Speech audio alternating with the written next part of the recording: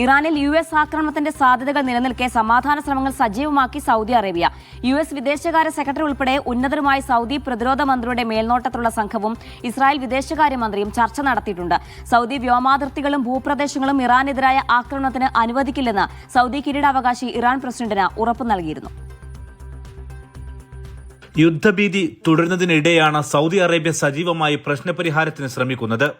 Saudi കിരീടാവകാശിയുടെ പ്രത്യേക നിർദ്ദേശപ്രകാരം അദ്ദേഹത്തിന്റെ സഹോദരനും പ്രതിരോധ മന്ത്രിയുമായ ഖാലിദ് ബിൻ സൽമാൻ രാജകുമാരൻ US-ൽ ചർച്ചകളിലാണ്. US state secretary Marco Rubio, പശ്ചിമേഷ്യൻ ദൂതൻ സ്റ്റീവ് വിറ്റ്കോഫ്, പ്രതിരോധ വകുപ്പ് സെക്രട്ടറി പീറ്റർ ഹെഗ്സെറ്റ് എന്നിവരുമായി ഖാലിദ് ബിൻ സൽമാൻ രാജകുമാരൻ ചർച്ച നടത്തിയിട്ടുണ്ട്. ആക്രമണം മേഖലയിൽ സൃഷ്ടിക്കുന്ന പ്രത്യാഘാതം സൗദി മുന്നറിയിപ്പായി നൽകിയെന്നാണ് വിവരം. US ആക്രമണം ഉണ്ടായാൽ തിരിച്ചടിക്കുമെന്ന ഇറാന്റെ മുന്നറിയിപ്പോടെ വ്യാപാര മേഖലയെ തന്നെ ഇത് ബാധിക്കുന്നുണ്ട്.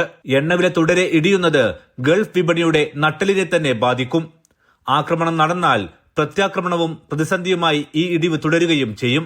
ഇസ്രായേലിലെ മന്ത്രിതല സംഘവും ട്രംപുമായുള്ള ചർച്ചയ്ക്ക് മുന്നോടിയായി വാഷിംഗ്ടണിലുണ്ട്. ഇവരുടെ ചർച്ചയ്ക്ക് മുന്നേ സൗദി അറേബ്യ നിലപാട് വ്യക്തമാക്കുകയായിരുന്നു. ഇറാനെതിരായ നീക്കത്തിന് സൗദിയുടെ വ്യോമമേഖലയോ ഭൂപ്രദേശമോ അനുവദിക്കില്ലെന്ന് സൗദി കിരീടാവകാശി ഇറാൻ പ്രസിഡന്റിനോട് ഉറപ്പ് നൽകിയിട്ടുണ്ട്. സൗദിയിൽ US വ്യോമത്താവളങ്ങൾ ഉണ്ടെങ്കിലും ഇവിടെ നിന്നുള്ള പടക്കോപ്പുകൾ US മാറ്റിയതായാണ് വിവരം. ഏതെങ്കിലും തരത്തിലുള്ള ആക്രമണം നടന്നാൽ ഇറാൻ തിരിച്ചടിക്കാനുള്ള ഏക വഴി ഗൾഫ് രാജ്യങ്ങളുടെ US താവളങ്ങളാണ്. ഇറാനുമായി അഭിപ്രായ വ്യത്യാസങ്ങൾ നിലനിൽക്കെ തന്നെ മേഖലയിലെ സമാധാനാന്തരീക്ഷം ലക്ഷ്യം വെച്ച് നല്ല ബദ്ധത്തിലാണ് നിലവിൽ സൗദി അറേബ്യയുള്ളത്. യുദ്ധാന്തരീക്ഷം നിലനിൽക്കുന്നത് പക്ഷേ മേഖലയിലെ സമാധാനാന്തരീക്ഷത്തെ ബാധിച്ചിട്ടുണ്ട്. Aftab Rahman, media 1, Riyadh.